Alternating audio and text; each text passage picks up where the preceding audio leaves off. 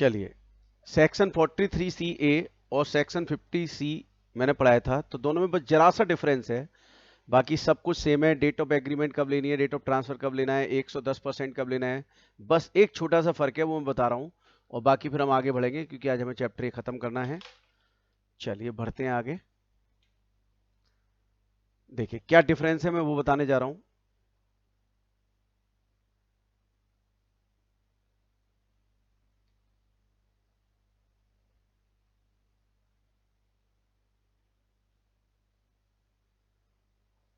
Section 43C ए ये क्या बात कर रहा है, जरा सा डिफरेंस है।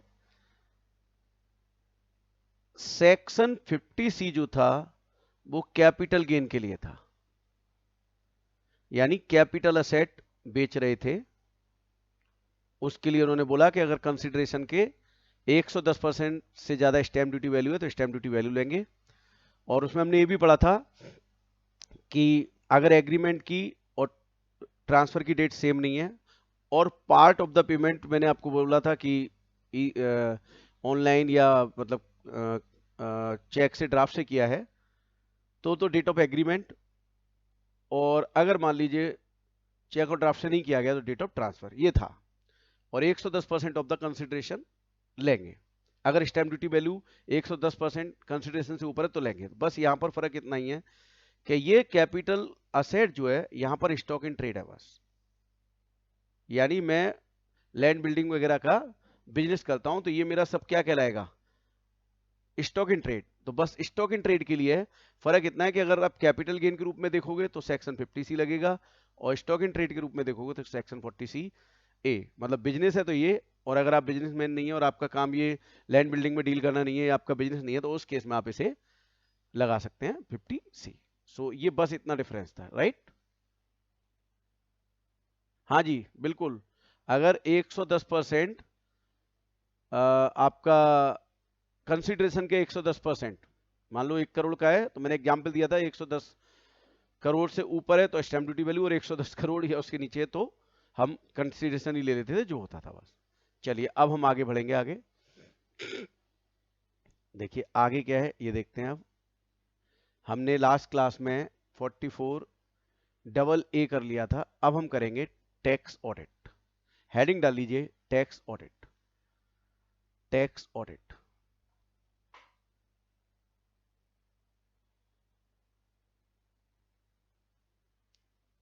Section 44AB। इसमें देखिए क्या कहा है, पहले मैं आपको पैरा पढ़ाता हूं फिर कुछ प्रैक्टिकली समझाने की कोशिश करेंगे और समझेंगे। देखिए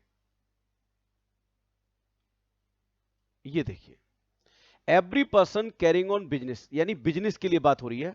turnover, gross receipt, sales 1 crore से ऊपर है एनी प्रीवियस ईयर, तो आपको उस प्रीवियस ईयर के बुक्स ऑफ अकाउंट्स ऑडिट कराने हैं बिफोर द स्पेसिफाइड डेट। और स्पेसिफाइड डेट का मतलब यहां पे चेंज हो गया है, अमेंडमेंट हो गया है। ध्यान से सुनना मेरी बात को। हियर ए चेंज मतलब अमेंडमेंट, और अमेंडमेंट क्या है वो मैं आपको बताने जा रहा हूं, ध्यान से सुनना प्लीज, प्लीज ध्यान से सुनना। ऑडिट की डेट है, चलिए पहले मैं बता देता हूं कि जिस प्रीवियस ईयर में हमारे टर्नओवर 1 करोड़ से ऊपर होगी तो हमें ऑडिट करानी होगी। चलिए साहब, मान लीजिए मेरा प्रीवियस ईयर है 2019-20 और यहां टर्नओवर थी मेरी 1.10 करोड़, तो नेचुरल बात है यहां ऑडिट हुई होगी। हुई होगी, बिल्कुल हुई होगी साहब। अब अगले साल मान लीजिए मेरी टर्नओवर 99 लैक्स है। बताइए मुझे इस साल ऑडिट करानी है नहीं, फटाफट आंसर लिखिए। अच्छा स्क्रीन नहीं दिख रही, ओके मैं दिखा देता हूं। बताइए बताइए।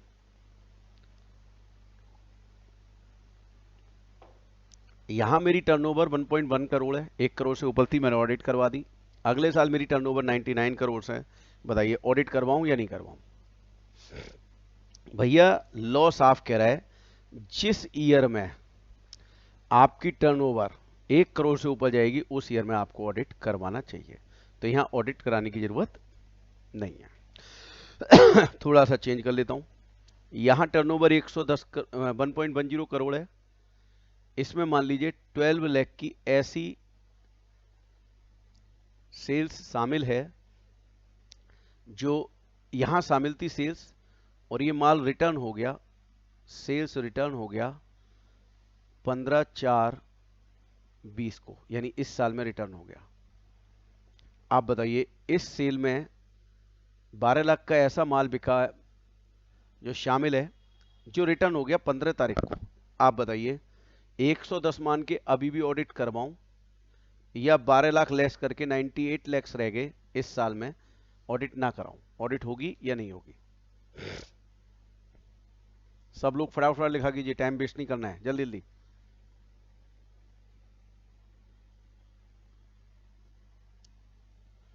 बिल्कुल होगी साहब ऑडिट, कोई नहीं रोक सकता, क्योंकि यहाँ कट ऑफ डेट पर आप 110 करोड़ है, और यहाँ पर मैं 12 लाख अब लेस कर दूं तो ये रह गया 87 लाख, तो यहाँ ऑडिट नहीं होगी। क्लियर? अब मैं फैक्ट्स चेंज कर रहा हूँ,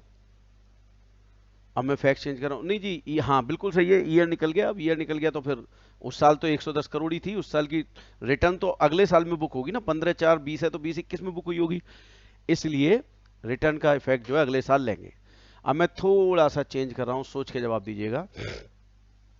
मान लीजिए ये 12 लाख का जो माल बेचा है वो सेल्स ऑन अप्रूवल बेसिस बेचा है, सेल्स ऑन अप्रूवल बेसिस, और अप्रूवल इस डेट को आ रही है। हमने टाइम दिया था कि तुम 31/3/2020 तक बता देना, सॉरी 31/3/2020 नहीं, हमने उसे 20/4/2020 तक का टाइम दिया, तो नेचुरल बात है 31/3/2020 पर उसकी अप्रूवल नहीं है, पेंडिंग है, लेकिन हमने टाइम उसे 20 अप्रैल तक दिया है।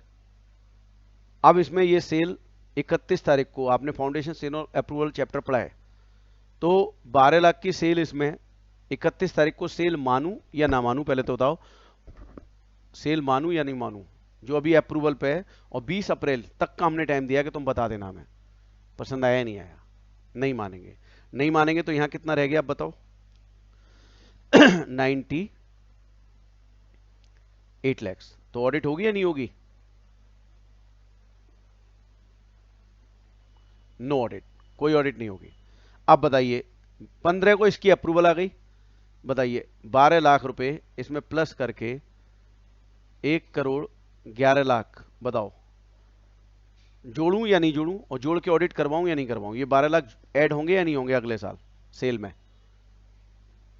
बिल्कुल ऐड होंगे, जब यहां नहीं हुए तो जहां हो गई वहां तो सेल में ऐड होंगे, और ऐड होंगे तो यहां पर ऑडिट होगी, बिल्कुल होगी, कोई नहीं रोक सकता ऑडिट को। ठीक है, चलिए अब बात क्या आई साहब कि ऑडिट कब तक करानी है? वो कह रहे हैं बिफोर द स्पेसिफाइड डेट। देखो स्पेसिफाइड डेट क्या है, इस साल से ये डेट ये हो गई, यानी असेसमेंट ईयर की ये तारीख 31/10/2021, ये स्पेसिफाइड डेट है। अब देखिए इस स्पेसिफाइड डेट में अमेंडमेंट क्या हुआ। पहले ये था कि इससे पहले ऑडिट हो जानी चाहिए, यानी कि 30 अक्टूबर तक ऑडिट करा दो और इस डेट तक ऑडिट रिपोर्ट सबमिट करा दो, ये था, यानी before the specified date audit हो जानी चाहिए, before the specified date audit हो जानी चाहिए, और ऑडिट रिपोर्ट इस डेट तक फर्निश हो जानी चाहिए, जमा हो जानी चाहिए। ठीक है साहब, अब क्या चेंज आया, ध्यान से पढ़ना, चेंज क्या है मैं दिखा रहा हूं आपको भी, प्लीज चेक, चेंज देखिएगा। चेंज आया बिफोर द स्पेसिफाइड का मतलब date is 1 month prior to the due date of furnishing ROI और फर्निश बाई डेट डेट, यानी चेंज जो आया वो मैं बता रहा हूं, अमेंडमेंट बताने जा रहा हूं, प्लीज ध्यान से सुनना। अमेंडमेंट ये आया आपका, इससे एक महीना पहले यानी 30 सितंबर 2021 तक, इस डेट तक ऑडिट हो जानी चाहिए और इस डेट तक ऑडिट रिपोर्ट सबमिट हो जानी चाहिए। आज की डेट में अमेंडमेंट के बाद ये लो है। पहले क्या होता था, इस डेट से पहले ऑडिट, यानी एक दिन पहले भी हुई तो चलेगी और इस डेट तक सबमिट करनी होती थी। अब वो कह रहे हैं एक महीने पहले तक ऑडिट हो जानी चाहिए और फिर इस डेट तक, एक महीना तुम्हें मिल गया, उस टाइम में आप उसे सबमिट कर दीजिए। तो बताइए ये पॉइंट क्लियर है कि नहीं? सब लोग फटाफट बताएं मुझे, दिस पॉइंट इज क्लियर और नॉट? बताइए सब लोग, जो अमेंडमेंट था वो समझ आया कि नहीं आया?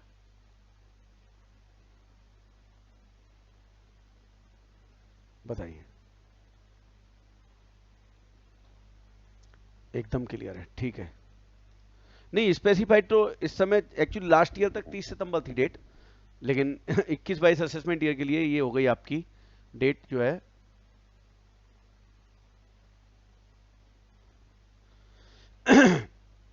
21 सितंबर इस साल से 31 अक्टूबर हो गई है। ठीक है, चलिए कुछ भी नहीं हो सकती, यही डेट है।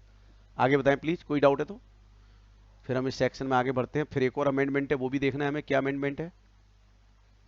अब देखिए अमेंडमेंट एक और क्या है, ये वाला पूरा अमेंडमेंट है, ये वाला प्लीज रीड करें इसे, रीड करें सब लोग, समझने की कोशिश खुद करें क्या अमेंडमेंट है ये।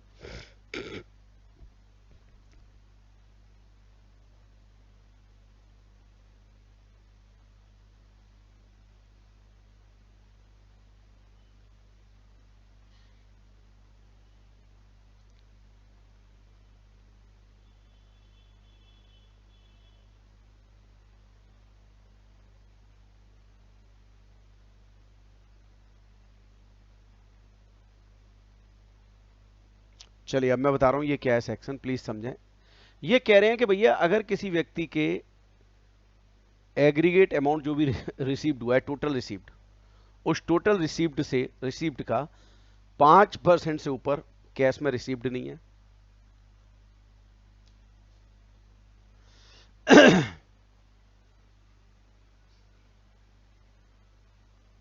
मैं बता रहा हूं सुन लीजिए, कि अगर हमारी जो रिसीट है, टोटल रिसीट, वो किसी भी तरीके से रिसीट हुई है, including cash sales, turnover, gross receipt, सब कुछ मिला के, सेल्स टर्नओवर ग्रॉस रिसीट सब है, टोटल जो है उसका 5% से ऊपर तो कैश रिसीव्ड नहीं होना चाहिए।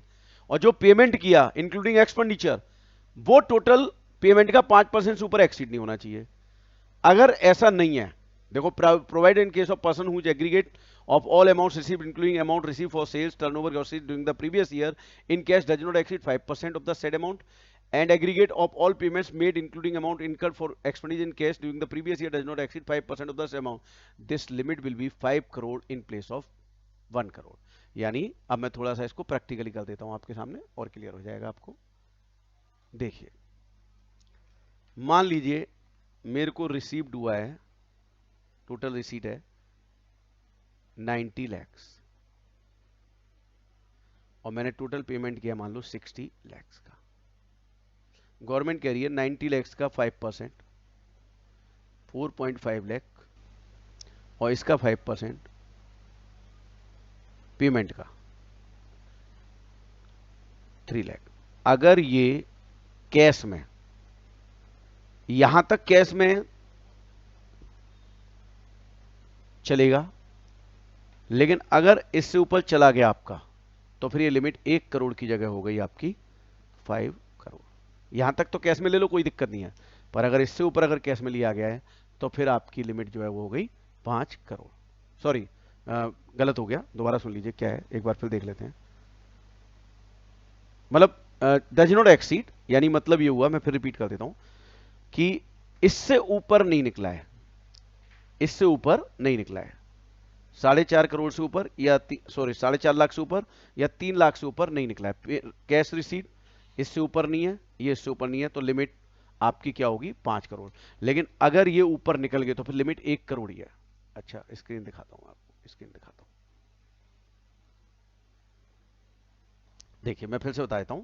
90 लाख टोटल रिसीट थी, पेमेंट 60 लाख था, 5% किया तो 4.5 लाख और 3 लाख। वो करें अगर यहां तक है, कैश में इतने तक भी रिसीव्ड है, तो हम आपको मतलब लिमिट जो है वो 5 करोड़ है, यानी 5 करोड़ से ऊपर है तो एक्सीड कराइए, मतलब ऑडिट कराइए, वरना ऑडिट कराने की जरूरत नहीं है। लेकिन अगर आपका इससे ऊपर निकल गया, इससे ऊपर निकल गया, इससे ऊपर निकल गया, तो उस स्थिति में आपको अपनी ऑडिट फिर 1 करोड़ ही लिमिट रहेगी, फिर 5 करोड़ लिमिट नहीं है। यानी गवर्नमेंट ने एसएससी को बोला कि तू ऑनलाइन पेमेंट और मतलब कैश में पेमेंट मत ले, सीधी सी बात है। कैश में हम 5% तक तेरे को अलाउ कर रहे हैं, अगर तू 5% तक ले रहा है कैश पेमेंट और कैश रिसीट दोनों, टोटल रिसीट की, टोटल पेमेंट की, तो तेरी लिमिट 5 करोड़ है। 5 करोड़ तक तुझे ऑडिट कराने की जरूरत नहीं है। लेकिन अगर तेने कैश में पेमेंट या कैश में रिसीट 5% से ऊपर कर दिया, तो उस केस में भैया तेरी लिमिट फिर 1 करोड़ ही है। तू करा सीएसए ऑडिट, उसे फीस दे और हमारा हमें जमा करा। बोलो बात समझ आई या नहीं आई?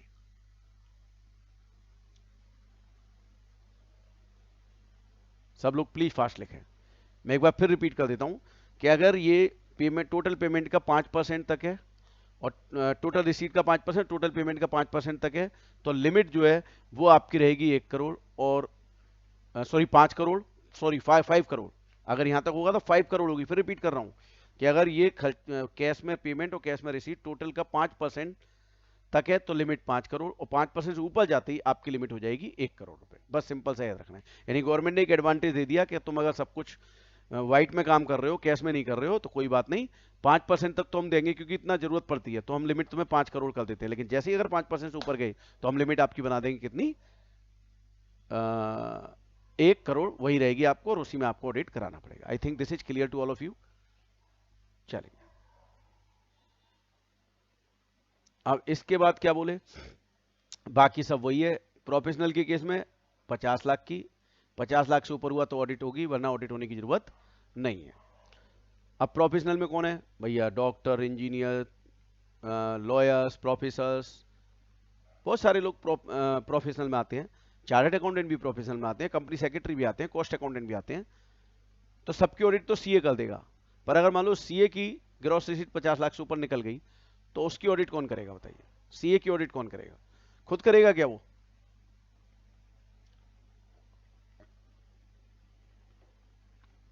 दूसरा सीए करेगा, बिल्कुल ठीक है, एकदम सही है। चलिए बाकी तो ये रेस्पेक्टिव सेक्शन आएंगे 44 एडी वगैरह, मैं उसमें ये डिस्कस कर लूंगा सारी चीजें। आगे चलते हैं हम लोग। अब देखिए कुछ सेक्शन ऐसे हैं जिन्हें गवर्नमेंट ने प्रिज्यूमटिव टैक्सेशन बना दिया। प्रिज्यूमटिव,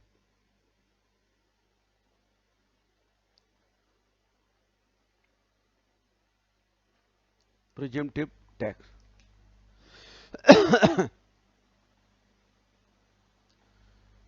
प्रिज्यूमटिव टैक्स ये क्या होता है? आपकी इनकम को एज्यूम किया जाएगा और फिर उसके आधार पे क्या लगेगा, टैक्स। तो यहां पर सबसे पहला सेक्शन 44 एडी है, वो क्या कह रहा है देख लेते हैं हम लोग।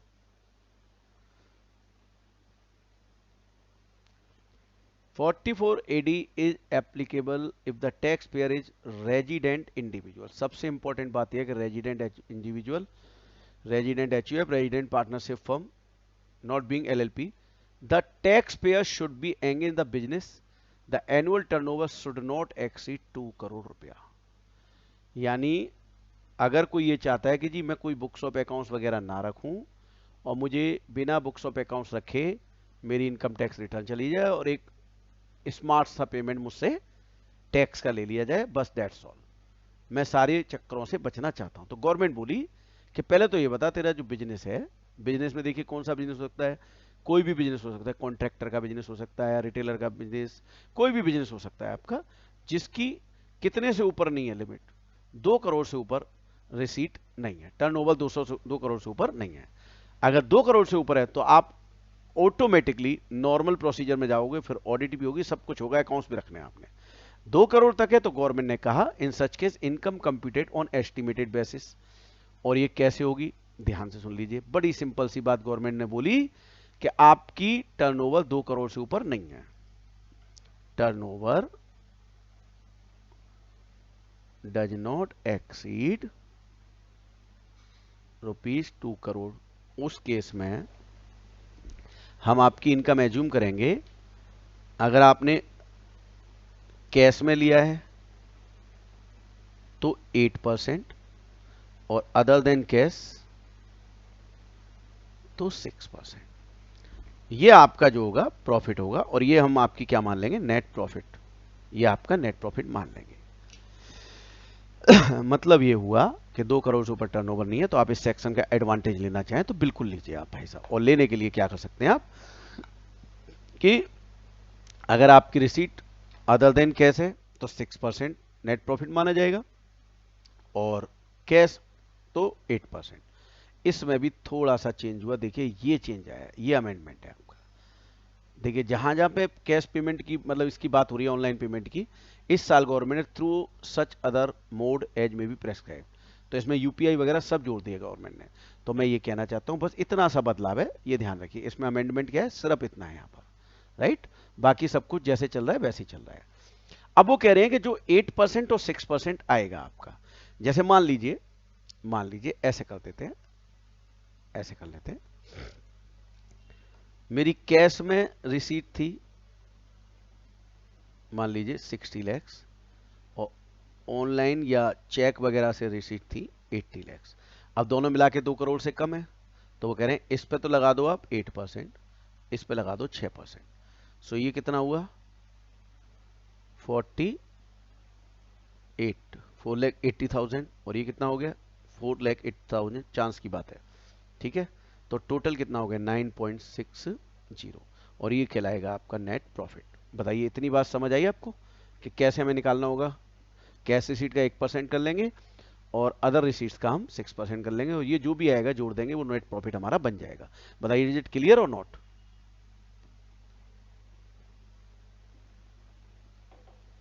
चलिए अब देखिए उन्होंने आगे क्या बोला, फिर आगे से देखते हैं इनका।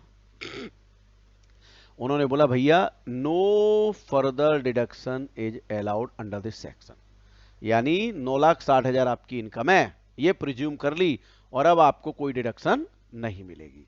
चलिए अब वो कह रहे हैं an assessing of above scheme eligible for the following benefits. 8 क्या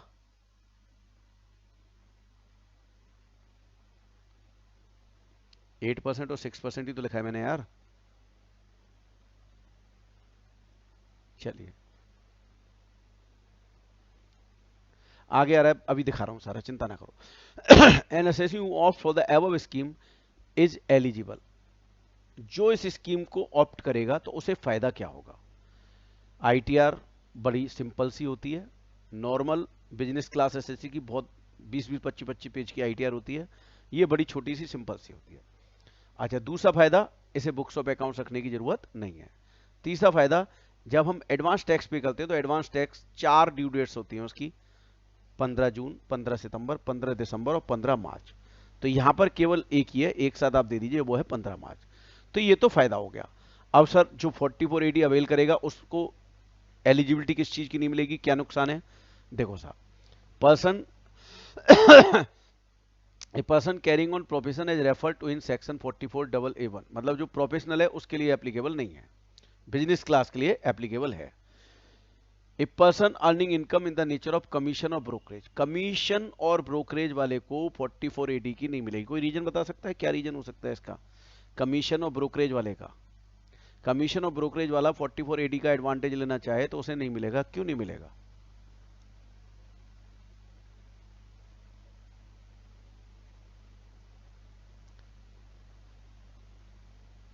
नहीं आईटीआर का तो लॉजिक नहीं है यहाँ पर, कोई और लॉजिक है, सोच के बताओ क्या लॉजिक हो सकता है।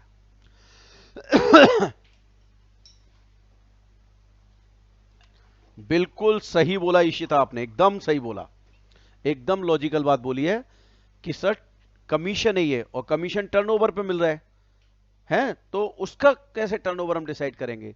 और ऑलरेडी मान लीजिए किसी व्यक्ति को, एक एग्जांपल से मैं आपको दिखाता हूं करके, मान लीजिए किसी व्यक्ति को कोई 5% कमीशन देता है और उसने टर्नओवर की 1.CR की, तो 5% कमीशन कितना हुआ 7.5 लाख रुपए। तो भैया जो चीज ऑलरेडी आपकी इतनी है 7.5 लाख रुपए है, अब इसका मान लो 6% या 8% कर दें तो बताना अमाउंट क्या बना, कुछ भी नहीं बचेगा। सो टर्नओवर के ऊपर है वो, बेसिकली टर्नओवर के ऊपर उन्होंने बोला है। तो वो कह रहे हैं कि कमीशन जो है वो ऑलरेडी जरा सा अमाउंट है और वो बिजनेस नहीं है, वो सर्विस के बदले मिल रहा है उसे, इसलिए कमीशन और ब्रोकरेज पर ये एप्लीकेबल नहीं होगा। ठीक है, फिर कह रहे हैं ए person carrying on any agency business, again वही एजेंसी में भी वही बात आ जाती है कमीशन वाली।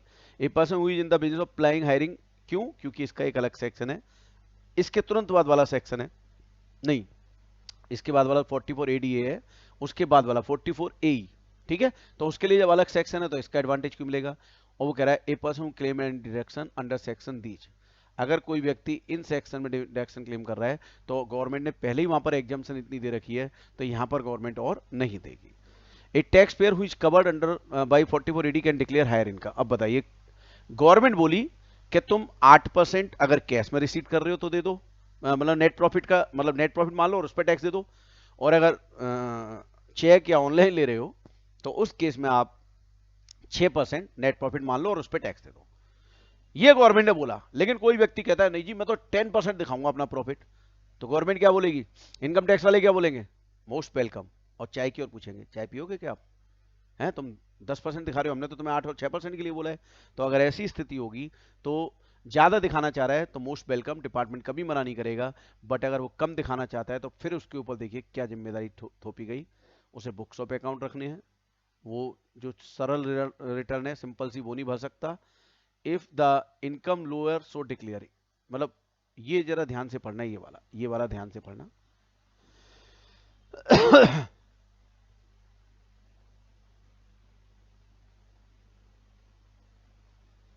ध्यान से पढ़ना है इसको, फिर मैं बताता हूं ये क्या कहना चाह रहे हैं।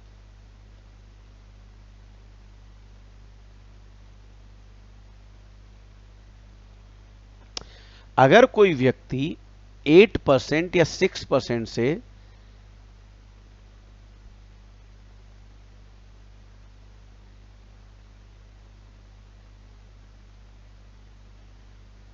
2% एड दिखा, एडीबी दिखा दूं, मतलब एडीबी एडवांस, तो माल की सप्लाई नहीं हुई है। वो तो मैं आपको एक बात बोली थी दोस्त कि बहुत सारे जुगाड़ हैं, लेकिन जब हम टैक्स सीख जाते हैं तब ये जुगाड़ लगाते हैं। अभी तो हमें लॉ समझना है। जब हमें लॉ समझ आ जाएगा तो उसके बाद जैसे तुम्हारा जुगाड़ लगाने का मन करे, जो करने का मन करे कर सकते हो। ठीक है, तो अभी मैं यहाँ पे जो बता रहा हूँ इस पॉइंट का मतलब बताइए क्या कहना चाह रहे हैं यहाँ का, इसका मतलब क्या है इसका। अगर कोई व्यक्ति 8% और 6% से कम दिखाना चाहता है तो गवर्नमेंट बोली बुक्स ऑफ अकाउंट रखो।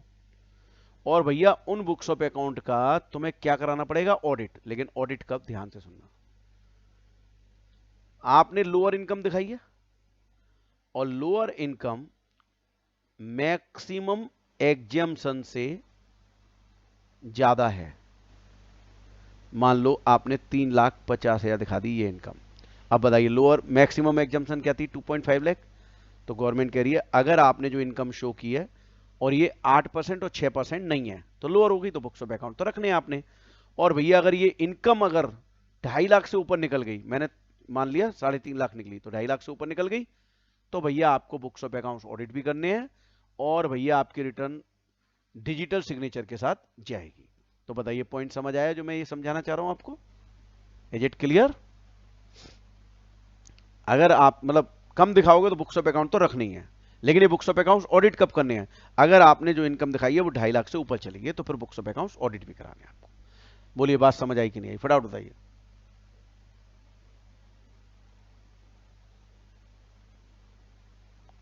चलिए अब अगला पॉइंट क्या है? If an assessee declares profit for any year under section 44AD, he cannot declare lower profit for next 5 consecutive subsequent years। अगर किसी व्यक्ति ने 44AD ऑप्ट कर लिया है और उसके बाद वो अगले 5 साल तक उससे कम प्रॉफिट नहीं दिखा सकता, और अगर वो ऐसा करता है, if he declares lower profit then he shall not be eligible for claim the benefit of provision of 44AD for next 5 assessment year. मतलब मैं 44AD में रिटर्न फाइल की, अब अगले 5 साल तक मैं 8 और 6% से कम नहीं दिखाऊंगा, कम नहीं दिखाऊंगा। लेकिन अगर मान लीजिए मैंने कम दिखा दी तो फिर अगले 5 साल तक मुझे 44AD का एडवांटेज नहीं मिलेगा और अब उसे बुक्स ऑफ अकाउंट्स मेंटेन कराने होंगे और बुक्स ऑफ अकाउंट्स ऑडिट भी कराने होंगे अगर उसकी इनकम एक्सीड जा रही है कितने से? 2.5 लाख से ऊपर। चलिए क्या लिखा है सर, हम प्रिजम्प्टिव टैक्स ले रहे हैं इस सेक्शन में, अगर एक्चुअल इनकम एक्सीड कर जाए तो क्या होगा? देखो बड़ी सीधी सी बात है, अगर आप ज्यादा दिखाना चाहते हैं कोई मना नहीं है। देखिए मैंने एक क्वेश्चन भी उसके ऊपर दिया है पर टाइम ना होने की वजह से मैं ज्यादा डिस्कस नहीं कर पाऊंगा, है ना? तो हम दोनों में दिखा सकते हैं, कोई इशू नहीं है। आप ज्यादा दिखाना चाहिए दिखाइए, कौन मना कर रहा है आपको? बट यहाँ पर मतलब मना नहीं कर रहा कोई दिखाने के लिए। लेकिन अगर आप 44AD जा रहे हैं तो कम से कम आपको इतनी तो दिखानी पड़ेगी, 6% या 8%। उससे कम जा रहे हो तो मैंने आपको बताया था बुक्स ऑफ अकाउंट रखने हैं। और अगर जो इनकम दिखा रहे हो, लोअर इनकम जो दिखा रहे हो वो 2.5 लाख से ऊपर निकल रही है तो फिर बुक्स ऑफ अकाउंट ऑडिट भी कराना होगा। क्लियर? चलिए, so this was 44AD presumptive taxation था। इसके बाद अगला सेक्शन हमारा आता है, अगला सेक्शन आता है, वो भी देखते हैं हम फटाफट से क्या है।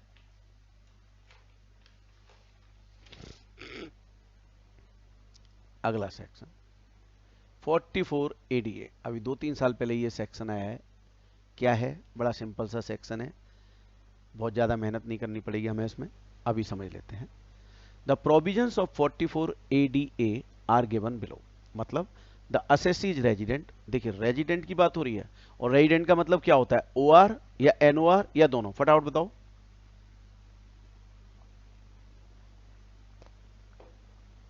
बिल्कुल दोनों होते हैं जी, दोनों।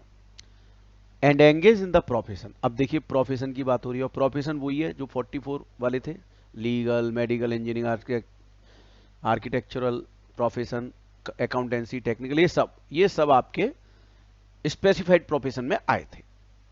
ठीक है, वो कह रहे हैं असेसी रेजिडेंट है और स्पेसिफाइड प्रोफेशन में एंगेज है। बहुत बढ़िया। और उसकी ग्रॉस रिसीट कितने से ऊपर नहीं है? 50 लाख से ऊपर नहीं है। अब देखिए 50 लाख से ऊपर है तो आपको पता है अकाउंट्स भी रखने और ऑडिट भी कराने हैं, अभी पढ़ा के चुका हूं। 50 लाख से ऊपर नहीं है तो देखिए गवर्नमेंट ने यहां पकड़ लिया इनको। क्या कहा? If above two conditions are satisfied, income of the assessee shall be calculated on estimated basis of sum equal to 50% of total receipt. लो जी क्या कहना चाह रहा है बता देता हूं, एक प्रैक्टिकल लेके समझाता हूं आपको। देखिए ध्यान से देखिएगा। मान लीजिए एक CA का ये ग्रॉस रिसीट है 40 लैक्स की, तो गवर्नमेंट क्या कह रही है? भैया जी अगर 50 लाख से ऊपर होता तो तुम इस सेक्शन में नहीं आते, और 50 लाख से ऊपर जाता, इफ एक्सीड्स 50 लैक्स, तो आप अपने आप 44 AB में जाते, और 44 AB में जाते तो आपको क्या करना पड़ता? अकाउंट्स मेंटेन करने पड़ते और ऑडिट भी करानी पड़ती, दोनों काम आपको करने पड़ते। अब वो कह रहे हैं मान लो आपकी ग्रॉस रिसीट 40 लाख रुपया है, तो एक काम करो, प्रिज्यूम बेसिस पर 50% ऑफ 40 लैक्स, यानी अपना नेट प्रॉफिट कितना मान लो आप? 20 लैक्स।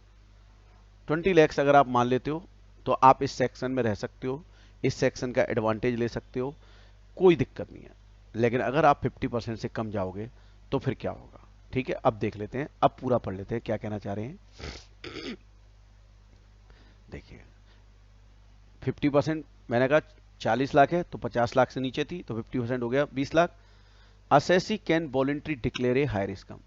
अब बताइए ऑलरेडी उस बंदे की तुमने 50% इनकम मान ली, अब वो कह रहे हैं कि तू 50% ज्यादा दिखाना चाहता है ना, दिखा दे। कौन ऐसा होगा जो दिखाएगा?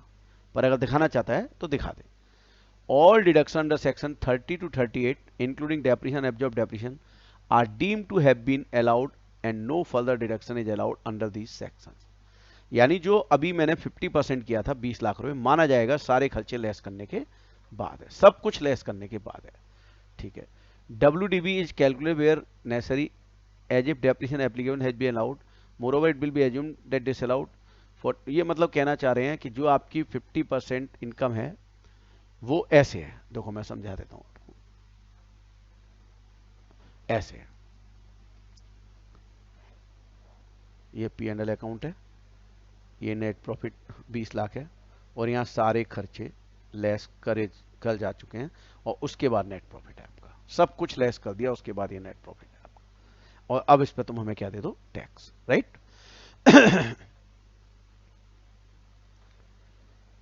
The assessee can declare his income lower than the deemed profit as stated above. The following consequences are applicable if taxpayer declares his income which is lower than deemed profit. अगर इस केस में कोई व्यक्ति 20 लाख से कम दिखाना चाहता है, कम, तो उन्होंने कहा the assessee will have to maintain books of accounts. और बुक्स ऑफ अकाउंट कब रखने हैं उसने? If his income exceeds exemption limit, वही 2.5 लाख से ऊपर। ठीक है, 2.5 लाख से ऊपर अगर मेरी इनकम है, मतलब यह है कि मैं 40 लाख की रिसीट पर अगर 20 लाख से ऊपर दिखाना चाहता हूं, दिखा दो।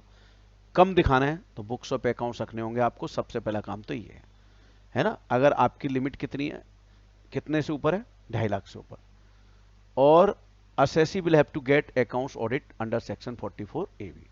अगर इसकी इनकम भी, मतलब वो कुल मिला के कहना चाह रहे हैं कि जो आप इनकम दिखाना चाह रहे हो 50% तो दिखा नहीं रहे, पर आप जो भी दिखाना चाह रहे हो अगर वो 2.5 लाख से ऊपर जा रही है तो अकाउंट्स भी रखो और ऑडिट भी कराओ। सर ग्रॉस रिसीट तो हर साल अलग आएगी, तो उसका 50% भी अलग ही आएगा, तो वो 20 लाख को हर साल दिखा सकता है? कैसे हर साल दिखा सकता है, ये कहना चाह रहे हो? नहीं, मैं तो दोस्त 1 साल की बात कर रहा हूँ। मैंने तो अभी प्रीवियस ईयर की बात किया कि मान लो मेरा असेसमेंट ईयर 21-22 है, तो मेरा प्रीवियस ईयर जो है वो 20-21 है। तो 20-21 में अगर मान लो मेरी 40 लाख रिसीट है और मैं अगर 20 लाख से ऊपर दिखा रहा हूं, कोई दिक्कत नहीं है। कम दिखा रहा हूं तो वो कह रहे हैं ये जो कम दिखाई जा रही है इनकम, ये इनकम कितनी है? मैंने कहा जी 2.5 लाख से ऊपर है। तो बोले बुक्स ऑफ अकाउंट्स भी रखो और ऑडिट भी कराओ। बोलो बात समझ आई कि नहीं आई? तरुण,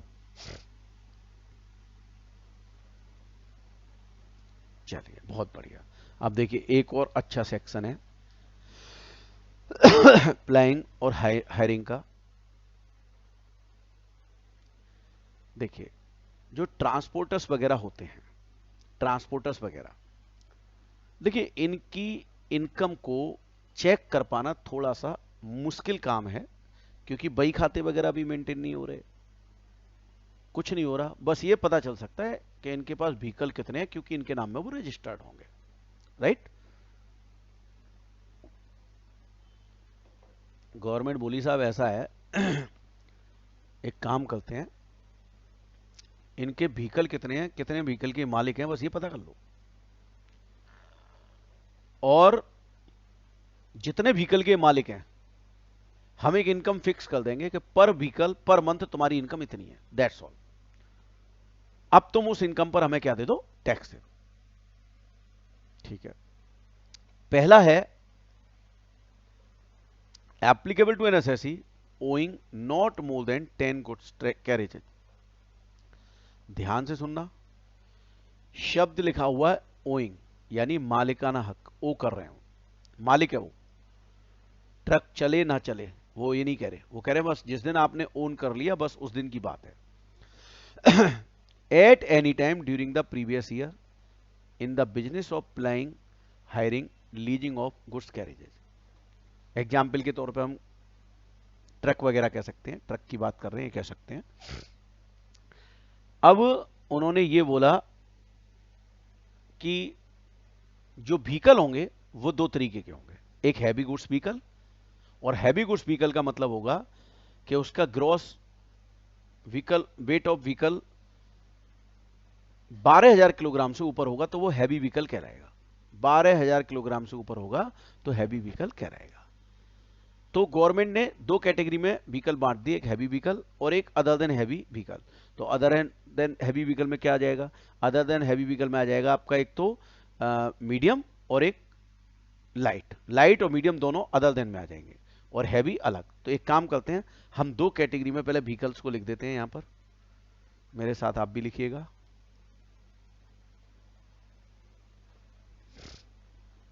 vehicles, vehicles, heavy vehicles, other than heavy vehicles, other than heavy vehicles. अब उन्होंने इनकम कितनी एज्यूम कर ली, अब हम वो देख लेते हैं जी।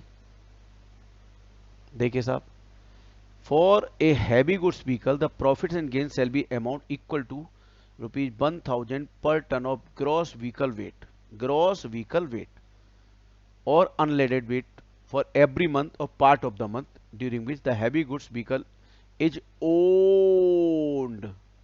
मैंने अभी थोड़ी देर पहले आपको बोला था कि मान लो मैंने आज ओन कर लिया और मैं 1 अप्रैल से चलाना चाहता हूं, कहता हूं अरे यार नए फाइनेंशियल ईयर से चलाएंगे इसको रोड पर।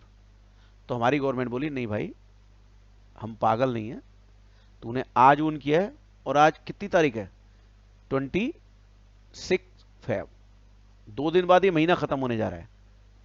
ध्यान से सुनना, सिर्फ 2 दिन बचे थे महीने में, तो भी ये माना जाएगा फरवरी के पूरे महीने तुमने कमाई कर ली, और मार्च में कमाई करी, चाहे वो खड़ा ही हुआ था बिल्कुल, चाहे सुनामी आ गई थी, और चाहे कोरोना आ गया। जब तक कुछ बोलेंगे नहीं इसके विषय में तब तक कुछ नहीं होगा, इतना स्ट्रिक्ट सेक्शन है। कुल मिला के कहानी क्या है कि जिस दिन आपने ओन किया, कमाई उसी दिन से शुरू हो जाएगी। अगर आपने महीने के लास्ट दिन भी ओन किया है, ओ किया है, तो उस दिन भी ओन आपका होगा। जो ध्यान रखिएगा, जिस दिन ओन करोगे आप, वो लास्ट डे ऑफ मंथ है, तो भी पूरे महीने की कमाई माना जाएगा। उसने कर ली, भले ही वो खड़ा रहा, और चाहे भले ही आपने सोचा कि 1 अप्रैल से स्टार्ट करूंगा, उन्हें कोई मतलब नहीं है। उन्होंने साफ कहा कि भैया मैं तो साधारण शब्दों में क्या करूंगा, आपकी जो व्हीकल है, जिस दिन आपने खरीदा, चाहे लास्ट डे खरीदा तो भी पूरा महीना, और फर्स्ट डे खरीदा तो भी पूरा महीना, इनकम एज्यूम कर लेंगे। और 1,000 रुपया पर ton of gross vehicle for the every month part of the month during which every goods vehicle owned by the assessee in the previous year or an amount claimed to have been actually earned from such vehicle which average earlier। Government बोली कि भैया तुम जो कर रहे हो वो ये कर लो। मैं लिख देता हूं, आप भी लिख लें।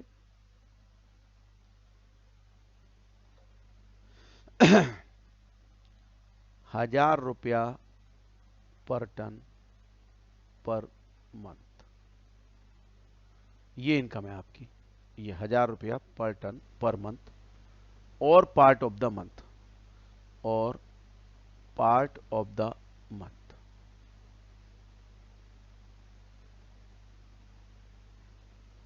This is your net profit.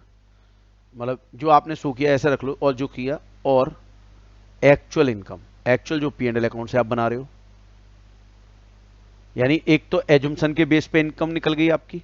इस एजुम्सन के बेस पे जो ट्रक है कितने टन का है, मान लो 15 टन का है, तो 1,000 रुपया पर टन, ठीक है, 15,000 हो गया।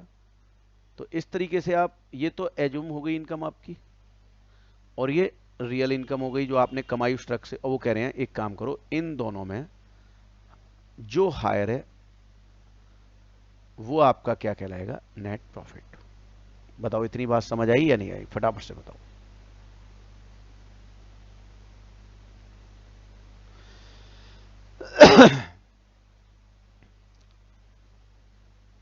सब लोग प्लीज बताएं।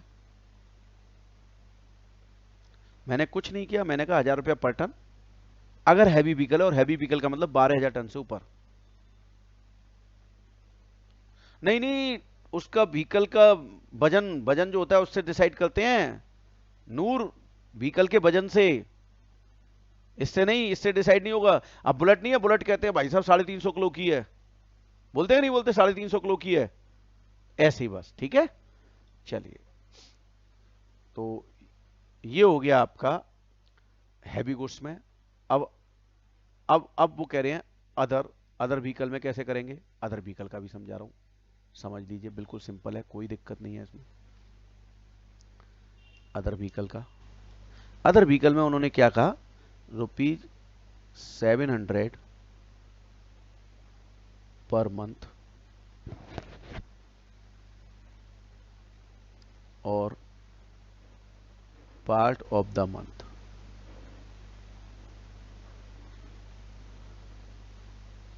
ये ले लेंगे, और एक्चुअल इनकम मैंने कहा था सेम यहां पर है, बस 7,500 रुपये। यहां कोई टन से नहीं चेक करना, 7,500 रुपये पर ट्रक पर मंथ, पर ट्रक, और लिख लीजिए पर व्हीकल लिख लीजिए, ज्यादा अच्छा रहेगा, पर व्हीकल, और एक्चुअल इनकम अगेन उन्होंने बोला दोनों में हायर। ये आपका नेट प्रॉफिट हो गया। बताइए ये वाला भी समझ आया कि नहीं आया, फटाफट से बताओ।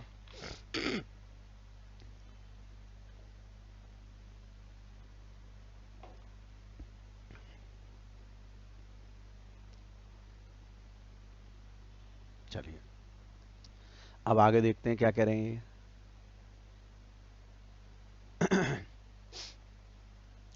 डिडक्शन 30 से 38 तक की अलाउड है, subject to limit specified 40B, यानी पार्टनरशिप फर्म को जो सैलरी वगैरह, रेमुनेशन वगैरह दी थी, इंटरेस्ट दी थी, वो अलाउ हो जाएगी। पर 30 to 38 deem to have been given, ये माना जाएगा।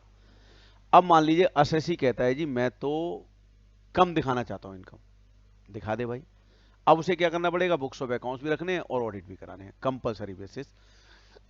YSCA और डिजिटल सिग्नेचर लगाना पड़ेगा। दोनों टाइप के व्हीकल हैं तो आप बस दोनों की निकाल के हायर और ऐड कर दीजिए, खत्म बात। कहाँ दिक्कत है? दोनों की पहले निकाल लीजिए और फिर एक्चुअल इनकम से कंपैरिजन कर दीजिए, जो हायर है वो ले लीजिए, क्या इशू है?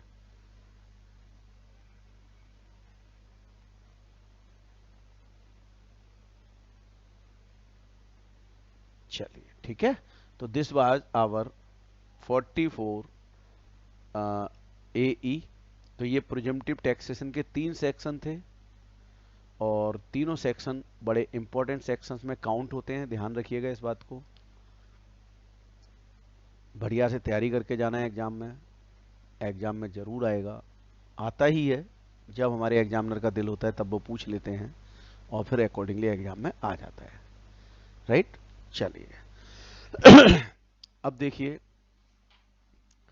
कुछ छोटे छोटे सेक्शंस हैं, इनके विषय में पूछ लिया जाता है, जैसे कैश क्रेडिट्स, सेक्शन 68। सेक्शन 68 ये होता क्या है? कैश क्रेडिट कोई बता सकता है मुझे, क्या होता है कैश क्रेडिट?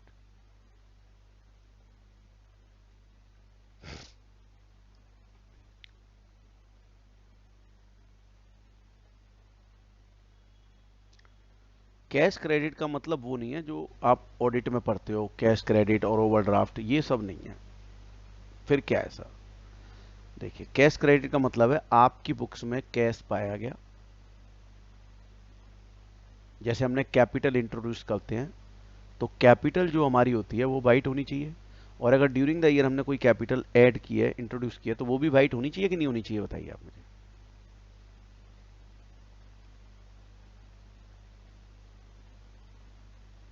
बिल्कुल होनी चाहिए, है ना। तो अब मैंने ड्यूरिंग द ईयर इंट्रोड्यूस की और मुझसे इनकम टैक्स डिपार्टमेंट पूछ रहा है कि क्या इस इनकम पर जो आपने ऐड की है टैक्स दिया है? अगर मैंने टैक्स दिया तो बहुत अच्छी बात है, और नहीं दिया है तो इसे मेरी इनकम मान लिया जाएगा और मुझसे टैक्स मान लेके टैक्स लिया जाएगा, और अकॉर्डिंगली सारे प्रोविजंस टैक्स के साथ साथ अगर कोई पेनल्टी वगैरह है तो वो भी लगा दी जाएगी। फिर बात आती है सर अनएक्सप्लेन्ड इन्वेस्टमेंट क्या होते हैं। मैंने क्या किया, मेरे पास कुछ ब्लैक मनी पड़ी हुई थी, कहीं से आए थे पैसे, तो मैंने रिलायंस के शेयर खरीद लिए 10 लाख रुपए, ये सोच के अब गवर्नमेंट को क्या पता चलेगा। अब हुआ क्या, गवर्नमेंट ने रिलायंस से कहा कि अपने शेयर होल्डर्स की लिस्ट दे दो विद पैन नंबर। अब मान लीजिए मेरे जुडिक्शन के असेसिंग ऑफिसर के पास भी लिस्ट आ गई, उसने पैन नंबर डाला और मेरा नाम सामने आ गया। अब वो मुझे पूछता है कि भाई तेरे पास रिलायंस के शेयर्स हैं? मैं कहता हूँ नहीं जी नहीं, कहाँ हैं? कह रहे हैं भाई मान जा। फिर वो मुझे दिखाते हैं कि देख इतने रुपए के हैं, और जैसे उन्होंने बोला कि तेरे पास 10 लाख रुपए के रिलायंस के शेयर हैं, तो मुझे एडमिट करना पड़ेगा क्योंकि उनके पास रिलायबल सोर्स है। अब वो मुझसे ये पूछेंगे कि आपके पास जो 10 लाख रुपए आपने इन्वेस्ट किए थे, क्या इन ये वो पैसे हैं जिनमें आपने टैक्स देने के बाद व्हाइट कैपिटल से खरीदे हैं, ब्लैक से खरीदे हैं? अगर मैंने व्हाइट से खरीदे हैं तो कोई दिक्कत ही नहीं है, लेकिन अगर ब्लैक से खरीदे हैं तो फिर से गवर्नमेंट क्या पकड़ेगी? गवर्नमेंट कहेगी भैया लाओ टैक्स, इनकम मानेंगे, और इनकम मान के जो भी पनिशमेंट तुम्हें मिलना है वो तो मिलना ही मिलना है। फिर आती है अनएक्सप्लेन्ड मनीज। आपके यहां कुछ पैसे पाए जाते हैं और आप उन्हें एक्सप्लेन नहीं कर पाते हैं। आप बताइए, आपके पास हैं और आप उसे एक्सप्लेन नहीं कर पाते हैं, और कोई और भी उसकी जिम्मेदारी नहीं लेता कि पैसे मेरे हैं जी, मैंने रखवाए हैं। जैसे जनरली फिल्मों में नहीं दिखा देते कि कभी कुछ रेड पड़ती है तो जो बड़ा आदमी आता है वो आके कहता है जी ये पैसे तो मेरे थे, और उस पर चूंकि वाइट कैपिटल की कोई कमी नहीं होती है तो वो आराम से दिखा भी देता है। तो यहां पर किसी ने बताया बोला भी नहीं, तो अनएक्सप्लेन्ड मनी भी क्या है, आपकी इनकम मानी जाएगी और अकॉर्डिंगली टैक्स पेनल्टी वगैरह प्रोविजन आपके ऊपर लगेंगे। फिर आया amount of investment not fully disclose in books of accounts. मान लीजिए मैंने 10 लाख रुपए के रिलायंस के शेयर्स खरीदे, उसमें से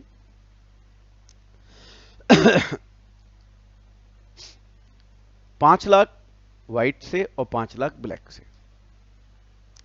मैंने सोचा कि यार इनकम टैक्स वालों को क्या पता चलेगा, पर आप देखते होंगे टीवी पर एक ऐड आता था, सुनील बाबू नई गाड़ी, नया बंगला, वाइफ को नई नई ज्वेलरीज। तो वो कहता है हाँ पता है। बोले नए म्यूचुअल इन्वेस्टमेंट, बोले हाँ पता है, म्यूचुअल फंड भी पता है। बोले इनकम टैक्स को भी पता है। तो अब मेरा क्या हुआ, इनकम टैक्स को पता चल गया कि मैंने 10 लाख के खरीदे हुए हैं। उन्होंने मुझे तुरंत एक नोटिस भेजा कि भाई साहब हमें पता चला है आपने 10 लाख के खरीदे हैं और आप अपनी बैलेंस शीट में सिर्फ 5 लाख के दिखा रहे हैं। अब बताइए बाकी 5 लाख के भी मुझे एक्सेप्ट करने पड़ेंगे। तो अगर ये 5 लाख के मैंने ब्लैक मनी से खरीदे हैं तो फिर से तैयार हो जाओ, टैक्स इंटरेस्ट पेनल्टी वगैरह जो भी है सब लगेंगे आपके ऊपर, राइट। इसके बाद आता है अनएक्सप्लेन्ड एक्सपेंडिचर। अब ये क्या है अनएक्सप्लेन्ड एक्सपेंडिचर? आपने खूब खर्चा किया, लोगों की आदत है ना बड़ी बड़ी पार्टियां देना, बड़ा बड़ा खर्चा करना, ये सब करना। तो इनकम टैक्स वाले कई बार यहां पर भी आपको पकड़ सकते हैं, कहेंगे भाई साहब आपने इतना पैसे खर्च किए हैं, ये पैसे आए कहां से आपके पास, कहां से आए आपके पास? और आप ये एक्सपेंडिचर का सोर्स मान लीजिए नहीं बता पा रहे हैं, नहीं बता पा रहे हैं। तो ऐसी स्थिति में फिर आपके ऊपर, आपके खिलाफ कदम लिया जाएगा, उठाया जाएगा। जैसे एक हुआ क्या था, लालू की बेटी जो मीसा थी उसकी शादी हुई थी, तो उसकी शादी में बहुत सारे लोगों ने बड़े बड़े महंगे गिफ्ट दिए। इनकम टैक्स वाला नोटिस भेज दिया, बोले लड़की की शादी में गिफ्ट दिया अच्छी बात है, पैसे कहाँ से आए, टैक्स दिया कि नहीं दिया? तो जानते हैं ऐसी स्थिति में अगर आप एक्सप्लेन नहीं कर पाते, अपने खर्चे को जस्टिफाइड नहीं कर पाते हैं, तो गवर्नमेंट यहां पर भी आपको पकड़ेगी, इनकम मानेगी, टैक्स लगाएगी और जो भी प्रोविजंस है वो सब एप्लीकेबल आपके ऊपर होंगे। अब देखिए ये सेक्शन बड़ा इंपॉर्टेंट सेक्शन है, मैं चाहता हूं एक बार आप इसे रीड करें, हुंडी वाला, फटाफट से रीड करें।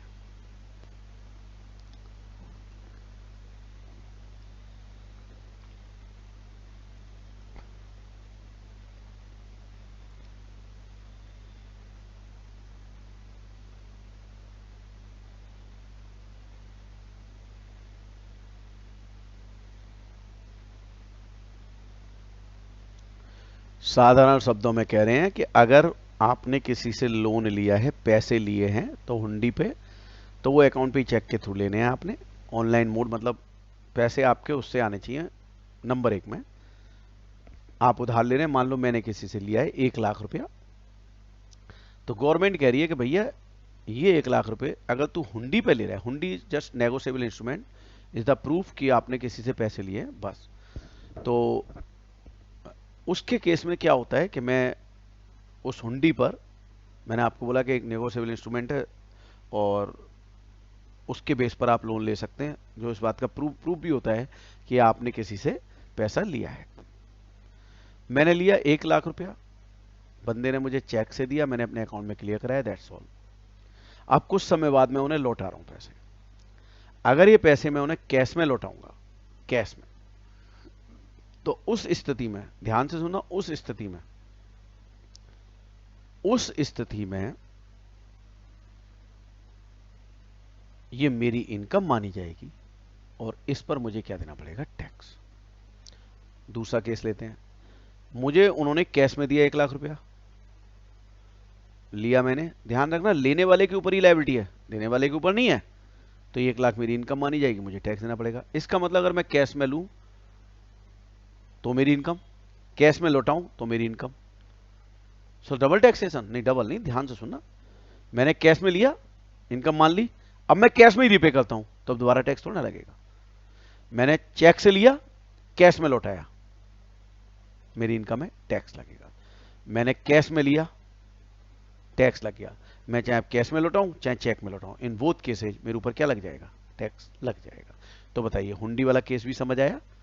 और आ गया तो मैं एक छोटा सा क्वेश्चन पूछूंगा आपसे भी।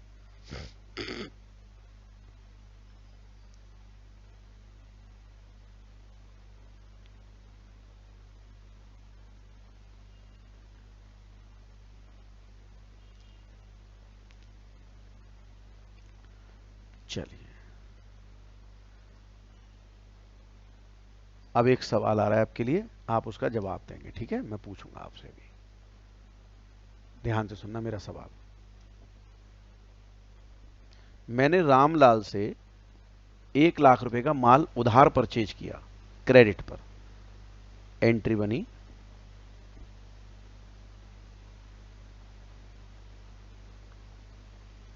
Purchase debit to Ramlal 1 lakh रुपया।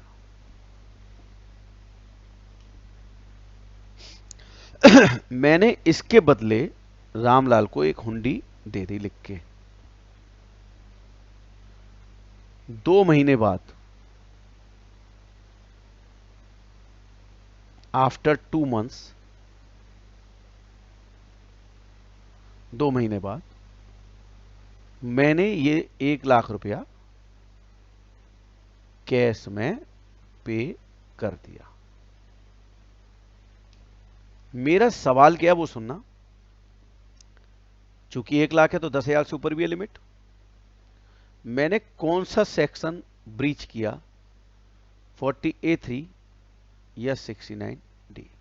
ब्रीच तो हुआ है, कैश में कर ही नहीं सकता था मैं, तो मैंने कौन सा सेक्शन ब्रीच किया है?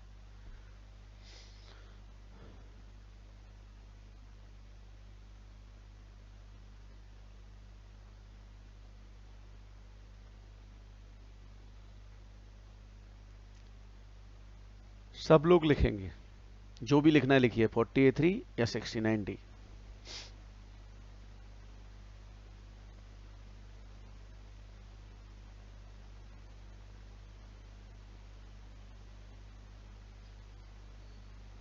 एक भी बंदा 69D नहीं लिख रहा।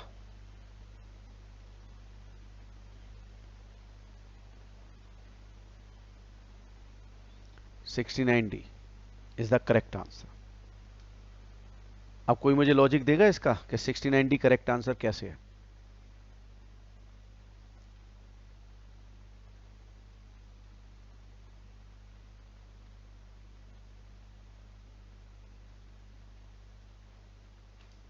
Yes, Kameswar, you are right. Because the payment is made against hundi. That's why section, हाँ 2 महीने के लिए मैंने हुंडी लिख दी, सही तो है बिल्कुल। Ishita is also correct, Sunny is also correct, बिल्कुल ठीक। सो 69D विल बी एप्लीकेबल। क्यों? क्योंकि मैं हुंडी का पेमेंट कर रहा हूं, और हुंडी का पेमेंट चाहे कुछ भी अमाउंट हो, अगर मैंने अकाउंट पे चेक या अदर मोड से, मतलब उनके अलावा किसी में, जैसे कैश कर दिया, कैश में किया अगर मैंने, तो मैंने 69D ब्रीच किया, 40A3 ब्रीच नहीं किया। बोलिए, बात समझ आई?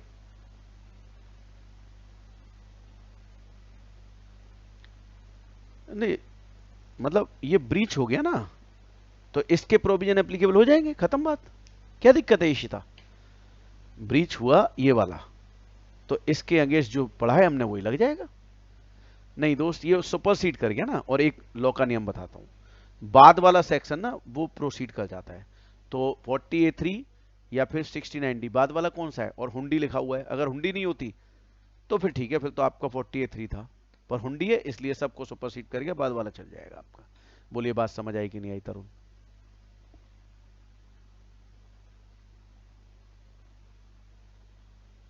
क्लियर है?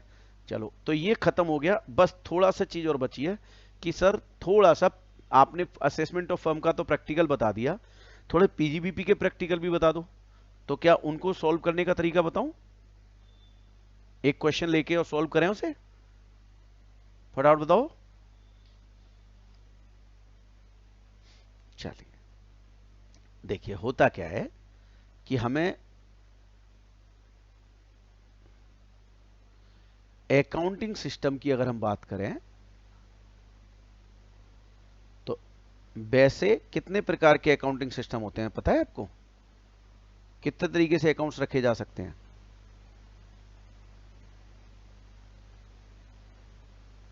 मर्केंटाइल, एक्रूअल और ड्यू, तीनों एक ही बात है। कैश बेसिस और हाइब्रिड। बोलिए, तीन होते हैं कि नहीं होते अकाउंटिंग सिस्टम? तीन में से कोई सा भी रख सकते हैं अकाउंट्स में, बट इनकम टैक्स एक्ट इसको एक्सेप्ट नहीं करता। तो इनकम टैक्स कहता है या तो ऐसे फॉलो करो या ऐसे। और अगर कोई फॉलो नहीं कर रहे तो अपने आप अंडरस्टूड है कि ये लग गया आपके ऊपर। बोलो इतनी बात समझ आई कि नहीं आई?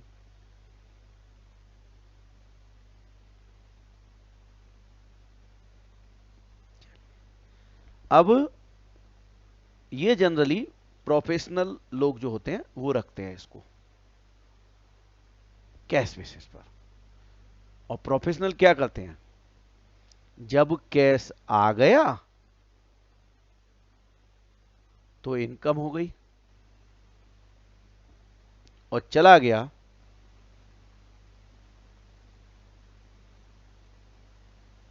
तो एक्सपेंडिचर हो गया, पेमेंट हो गया, है ना।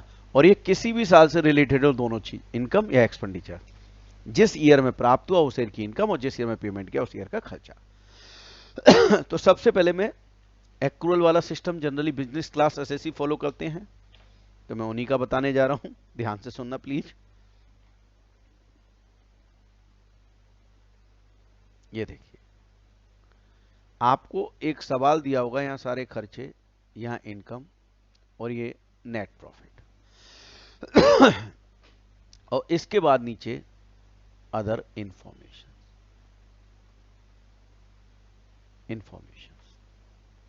Right, other information.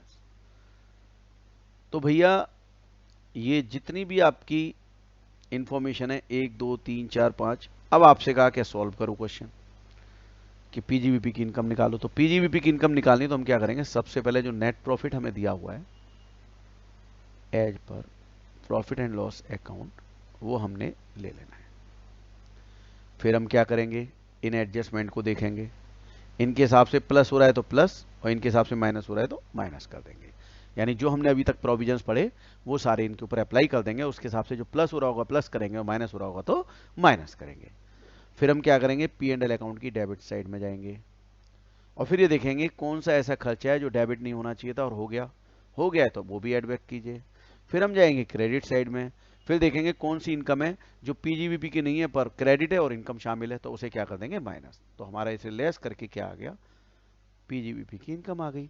अब मान लो वो कहते हैं टोटल इनकम निकालो, तो फिर अदर हेड्स की इनकम भी जोड़ दूंगा मैं, तो मेरी क्या आ जाएगी, ग्रॉस टोटल इनकम आ जाएगी। और इसमें से मैं डिडक्शंस वगैरह लेस कर दूं तो मेरी क्या आ जाएगी, टोटल इनकम। ये बेसिकली सवाल अगर यहां तक पूछा तो यहीं पे छोड़ देंगे, और यहां तक बोला तो यहां तक हमें जाना होगा। तो मैं एक काम करता हूं, एक क्वेश्चन आपके सामने सॉल्व करके दिखाता हूं, तो आपको एक तरीका समझ आएगा कि हमें एग्जाम में सॉल्व कैसे करना है। चलिए मैं निकालता हूं और स्टार्ट करता हूं।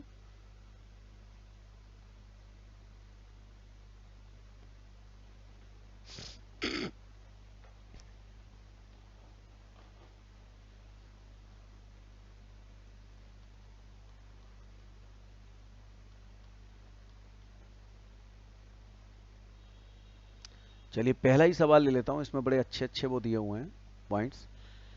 सब लोग प्लीज निकाल लें अपनी बुक में निकाल दें, और इसे सॉल्व करना शुरू करा रहा हूं मैं आपको। आपने बड़े मन से समझना है, और पीजीवीपी का क्वेश्चन एग्जाम में आता है तो उसे करने में थोड़ा बच्चे घबराते हैं, घबराना नहीं है, आपने समझना है बस। मैं तरीका आपको समझाने जा रहा हूं, प्लीज देखें आप ध्यान से। इसमें कहा गया है कि Sai limited filed return of income for assessment year 21-22 declaring income. तो भैया उनकी जो है, आप नीचे क्या बोला है, no other information, compute business income पूछी, यानी पीजीवीपी हेड की इनकम पूछी है, हमें वो निकालनी है। चलिए साहब, पीजीवीपी हेड की इनकम निकालनी है, और इसमें हमें कोई फर्क नहीं पड़ता वो इंडिविजुअल की है, कंपनी की है, किसकी है। हेड की इनकम में कोई फर्क नहीं पड़ता। जब हम टैक्स लगाते हैं तो कंपनी फर्म वगैरह सबके टैक्स रेट्स अलग अलग है, तरीके अलग अलग हैं, तो हमें वो फॉलो करने पड़ते हैं। तो हम स्टार्टिंग करेंगे computation of business income of Messrs Sai limited for the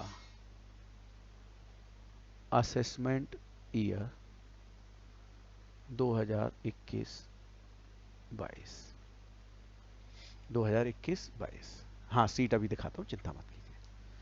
सब अपनी अपनी बुक ओपन कर लें ताकि मैं बोलूं तो आपको समझ आ जाए कि मैंने क्या क्या बोला है। चलिए साहब,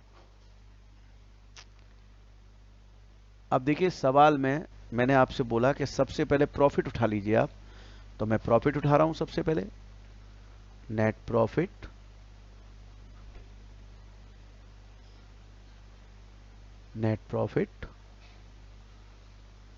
as per profit and loss account, and that is 3,25,000।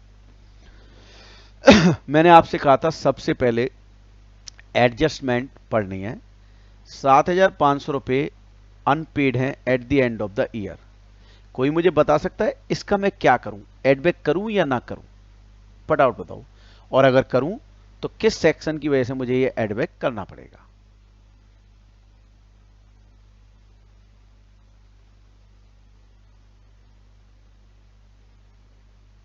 चलिए सुने मेरी बात, ये अनपेड बोनस मुझे ऐड करनी है,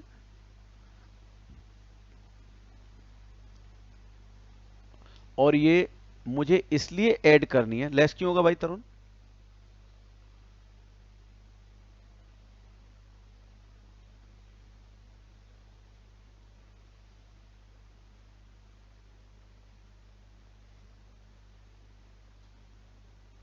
लेस क्यों होगा, रीजन बताओ।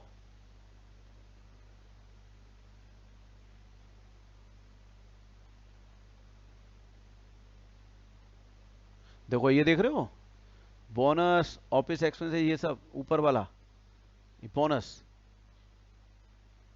ठीक है। नहीं बेटा ये लेस हुआ होगा, ये देखो ना, ये देखो ये लेस हुआ है, ये देखो ध्यान से देखो, ये लेस हुआ है, ठीक है। अब चूंकि ये अनपेड है एंड ऑफ द ईयर में, तो मैंने आपको सेक्शन 43 बी पढ़ाया था लास्ट क्लास में, और उसमें मैंने आपको बताया था कि अगर वो 31 मार्च को आउटस्टैंडिंग है तो रिटर्न फाइलिंग की डेट से पहले अगर पे हो गया तो ठीक है, और अगर नहीं पे हुआ तो हमें एडबैक करना होगा। अब यहां पर हमारे पास एजुम्सन क्या है, हम क्या एजुम्सन लें कि भैया ये 7,500 पे हो गए होंगे या नहीं होंगे? तो भैया एट द एंड अनपेड दिखा रहा है, तो हमने एक एजुम्सन ये ले ली कि this is unpaid till filing of ROI, due date of ROI, right. तो उस वजह से ये 7,500 क्या हो जाएगा, एड बैक हो जाएगा। और अगर हम ये लिख दें कि हाँ जी ये पे कर दिया होगा, चूंकि एंड में तो अनपेड है लेकिन हम ये मान रहे हैं रिटर्न की डेट से पहले पे कर दिया होगा, तो फिर हम इसे कुछ नहीं करते, छोड़ देते इसको। चलिए अब दूसरा पॉइंट है, प्रोविडेंट फंड की जो 2,000 रुपए की इंस्टॉलमेंट है, वो रिटर्न की डेट से पहले पे हो गई है, बट प्रोविडेंट फंड की डेट से बाद में हुई है। तो मैंने आपको बढ़ाया था कि एम्प्लॉयज का कंट्रीब्यूशन प्रोविडेंट फंड की डेट से कोई मतलब नहीं है हमें, मतलब है इनकम टैक्स एक्ट की डेट से। और रिटर्न की डेट क्या है, रिटर्न की डेट से पहले हो गया है, तो इसका मतलब हमें इसका कुछ नहीं करना है, डेट्स ऑल। जो हुआ वो ठीक है, अच्छी बात है, रिटर्न की डेट से पहले होना चाहिए पे, हो गया तो ठीक है, कुछ नहीं करेंगे। अच्छा इसके बाद depreciation as per income tax 33,000 है, और आप अपनी बुक में देखिए, ध्यान से देखिए, यहां पर कितना दे रखा है, 36,000, right.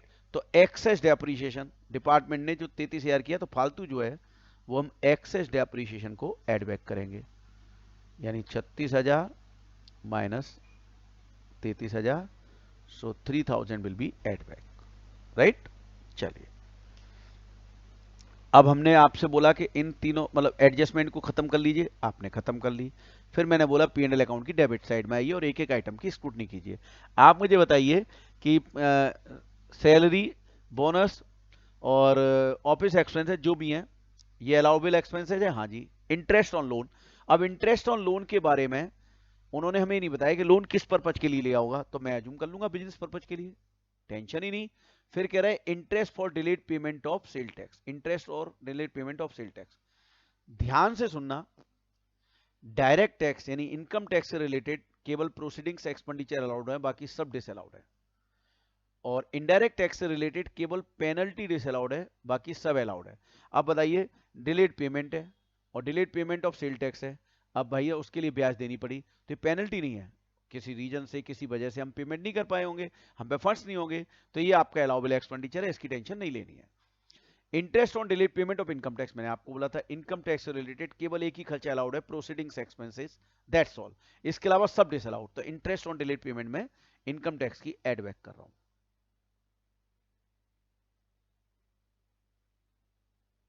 Delayed payment of income tax 5,000। फिर इन्होंने कहा इनकम टैक्स पेड, मैंने आपको बोला था ये भी डिसअलाउड है। प्रोविजन होता है इनकम टैक्स का, वो भी डिसअलाउड है। Income tax paid is 45,000। लो जी, मैंने कर दिया इसे एड बैक। अच्छा, इसके बाद क्या है जी? Interest on loan purchase of shares of Indian company. ध्यान से सुनना, इंडियन कंपनी का जो डिविडेंड था लास्ट ईयर तक एग्जेम्प्ट होता था शेयर होल्डर के एंड में, इसलिए उससे संबंधित कोई भी खर्चा पी&एल अकाउंट में डेबिट क्यों करने दें, तो डिसअलाउ हो जाता था। अब क्या है? अब वो कह रहे हैं डिविडेंड टैक्सेबल होगा। अब डिविडेंड टैक्सेबल होगा तो मैंने जो शेयर्स पे डिविडेंड मुझे मिल रहा है, वो शेयर्स खरीदने के लिए मैंने लोन लिया और उस पर ब्याज दे रहा हूं। तो बताइए डिविडेंड, पहले तो मुझे बताइए डिविडेंड किस हेड की इनकम है, आईओएस या पीजीवीपी? आईओएस। तो भैया खर्चा पीजीवीपी में क्यों डिडक्शन होगा? इसलिए खर्चा यहां पर मैं एडबैक कर रहा हूं। Interest on loan for purchase of Indian company shares and this amount is also 5,000। चलिए साहब, फिर कहा interest on loan for payment of income tax. Again मैंने कहा इनकम टैक्स से रिलेटेड तो कुछ अलाउड ही नहीं होना। For payment of income tax and this is again 5,000। फिर चलते हैं आगे जी। Road construction expenses. Road construction expenses बताओ कैपिटल एक्सपेंडिचर है कि नहीं, जल्दी बताओ।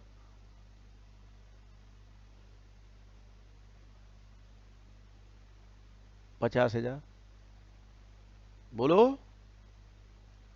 Road construction expenses capital expenditure है या नहीं है? यस। तो बेटा इस पर डेप्रीशिएशन मिलता है, वो 10% से मिलता है। रोड कंस्ट्रक्शन एक्सपेंसेज और 10% से हो गया 5,000। चलिए साहब, इसके बाद एंटरटेनमेंट अलाउड है। इनकम टैक्स प्रोसेसिंग, मैंने कहा था एकमात्र खर्चा इनकम टैक्स प्रोसेसिंग वो अलाउड है, तो वो भी अलाउ कर दिया जी। Penalty levied by custom. Custom penalty, मैंने कहा था इनडायरेक्ट टैक्स में पेनल्टी किसी भी कीमत पर बर्दाश्त नहीं करेगी गवर्नमेंट। पेनल्टी के अलावा सब कुछ अलाउड, पेनल्टी डिसअलाउड, तो 5,000 ये भी एडबैक कर दिया जी। प्रोविजन फॉर इनकम टैक्स,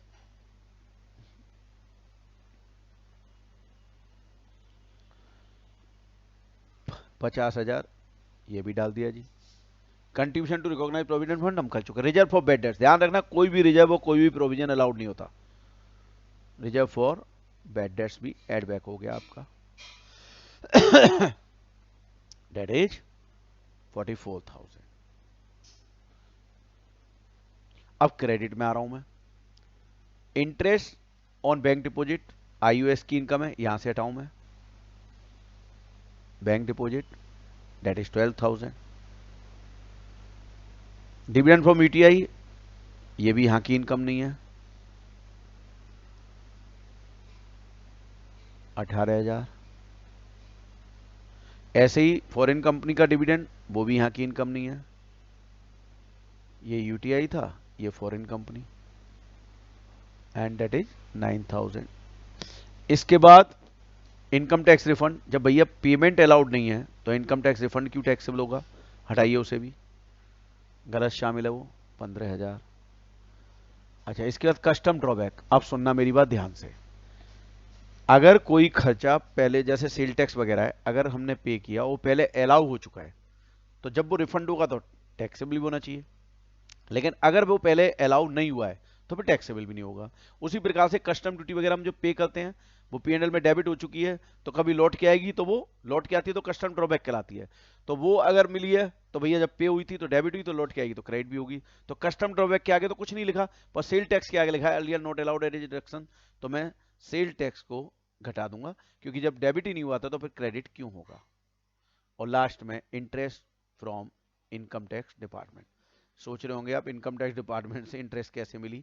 बेटा रिफंड को अगर टाइम से इनकम टैक्स डिपार्टमेंट ना करे तो फिर उनको जो है उस पर ब्याज देनी पड़ती है। चलिए, अब आप लोग क्या करेंगे, मुझे इसका फटाफट से टोटल करके बताएंगे। ये टोटल बताइए आप फटाफट, ये कितना आ रहा है, जल्दी से लिख दीजिए यहाँ पर।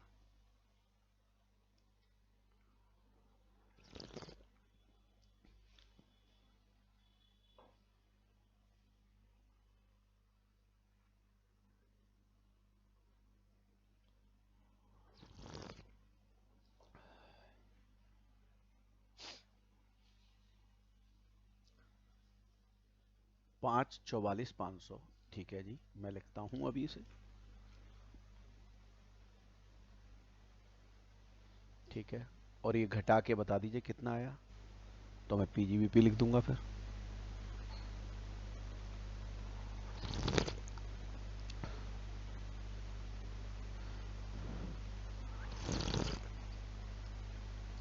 बेटा आधा परसेंट है वो, नूर आधा परसेंट है।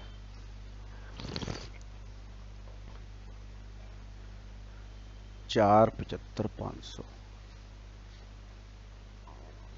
अगर मुझसे कहा जाता पीजीबीपी की इनकम, तो मेरा सवाल यहीं खत्म हो गया।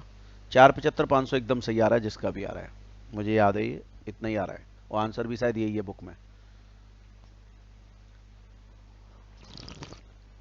एक बार प्लीज चेक कर लीजिए सब लोग फटाफट से। विकास ये करेक्ट आ रहा है बेटा, एक बार दोबारा आप भी देख लीजिए। रक्षिता आप भी देख लीजिए एक बार। प्रेक्षा भी कह रही है अब 475,500, ठीक है। तरुण आप चेक करो बेटा दोबारा से, सभी का 475,500 आ रहा है। कोसी का भी ठीक हो गया। तरुण आप देखो बेटा, बताओ कितना आ रहा है।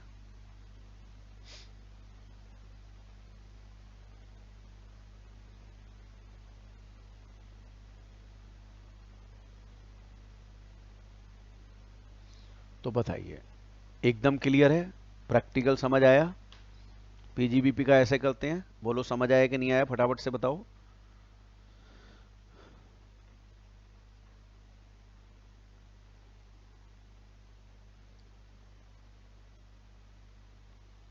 सब लोग बताएं समझ आया कि नहीं आया।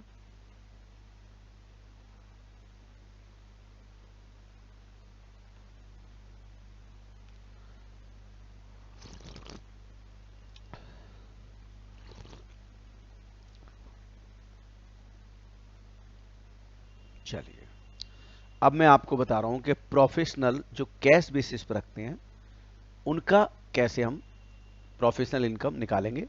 और जो प्रोफेशनल इनकम निकल के आएगी वो ऑब्वियसली पीजीबी में टैक्सेबल होती है, तो वो तो हमें पता ही है। देखिए ध्यान से।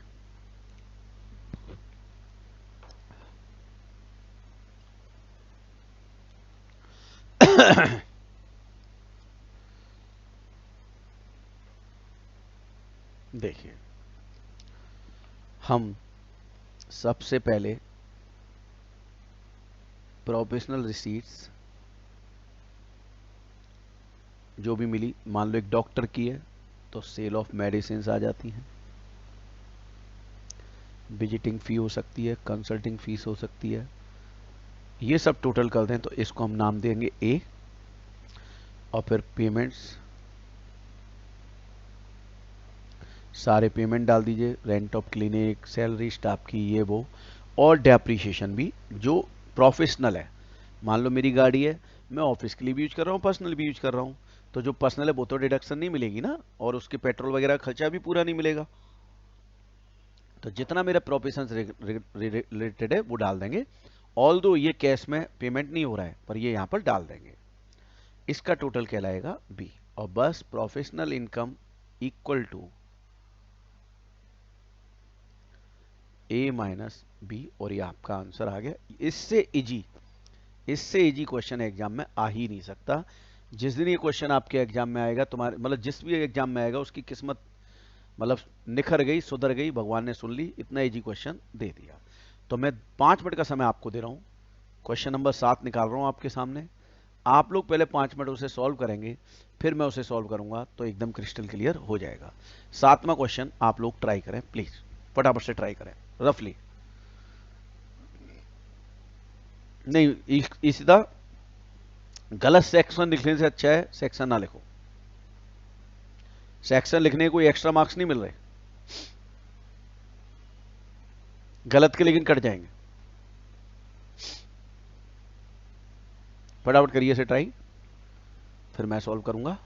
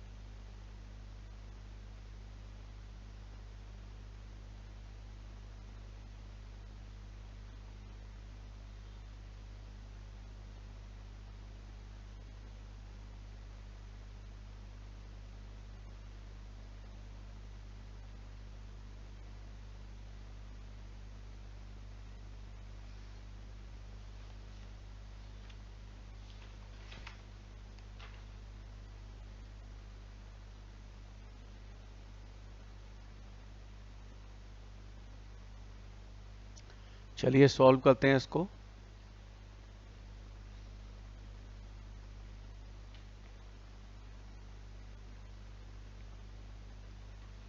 देखिए कैश बेसिस पर है, क्वेश्चन में गिवन होगा तो हमें सॉल्व ऐसे ही करना होगा।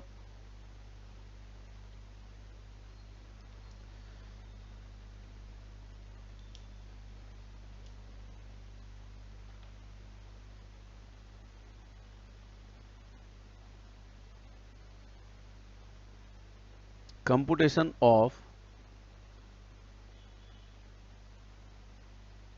Professional income of doctor Pyare Mohan.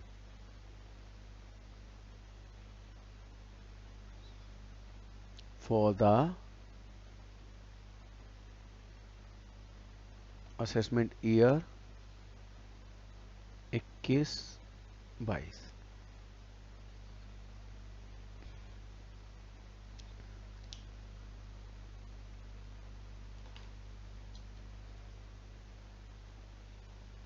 Professional receipts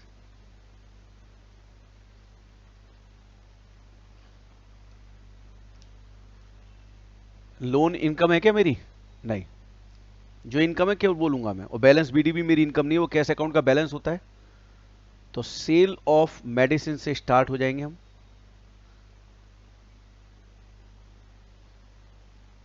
25,250। Consultation fee 55,000। Visiting fees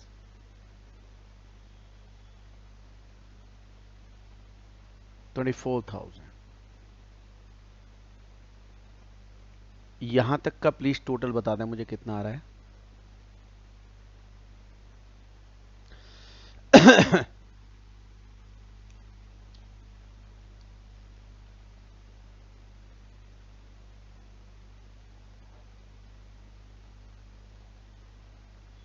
payments oblique expenditures 1,04,250। ठीक है जी।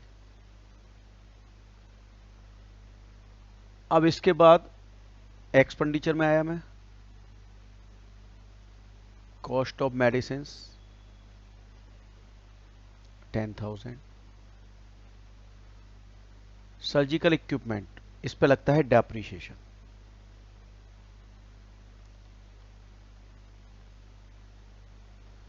और रेट ऑफ डेप्रिसिएशन देख लेते हैं क्या दिया हुआ है, 25%।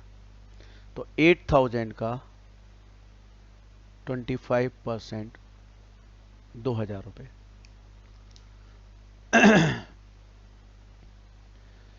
इसके बाद मोटर कार 1,20 की है, और आपने देखा क्वेश्चन 1/3 पर्सनल है, तो 2/3 डेप्रिसिएशन मिलेगा। 1,20,000 का 20% है, और उसका 2/3, तो ये हो गया 16,000। ऐसे ही कार एक्सपेंसेस भी 2/3 हो जाएंगे, वो हो गया 4,000। 6,000 था। Salaries that is 4,600। Rent of dispensary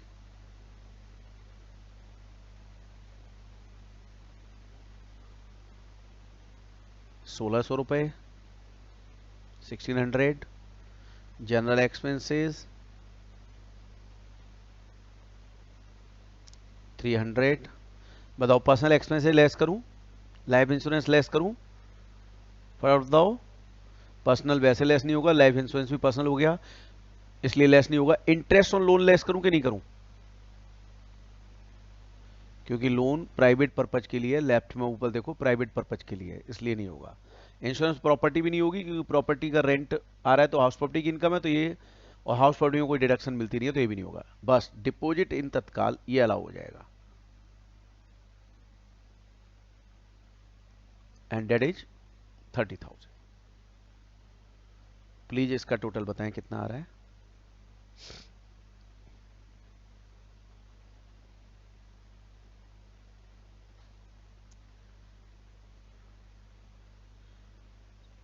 सब लोग प्लीज चेक कर लें।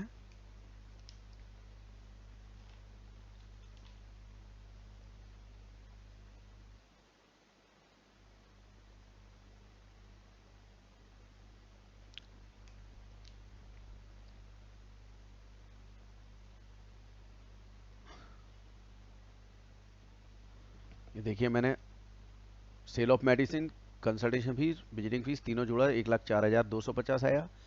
उसके बाद cost of medicine, depreciation of surgical, 2/3 depreciation of motor car 1,20,000 की थी, 20% था तो 24,000 हुआ। 2/3 16,000, खर्चे भी 2/3, salaries, rent of dispensary, general expenses, deposit तत्काल। बाकी खर्चे प्रोफेशन से रिलेटेड नहीं थे, इसलिए हमने यहाँ पर नहीं लिए। ये आ रहा है 35,750,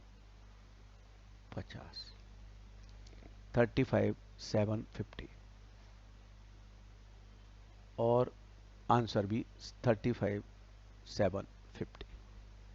सो बताइए, एकदम क्लियर है? मन में कोई डाउट है तो प्लीज बताएं, वो मैं डिस्कस करूंगा।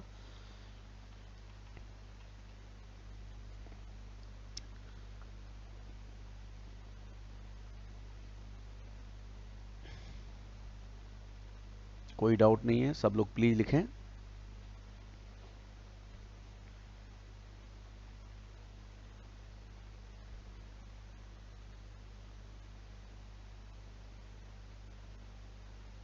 तो दिस वाज योर पीजीबीपी।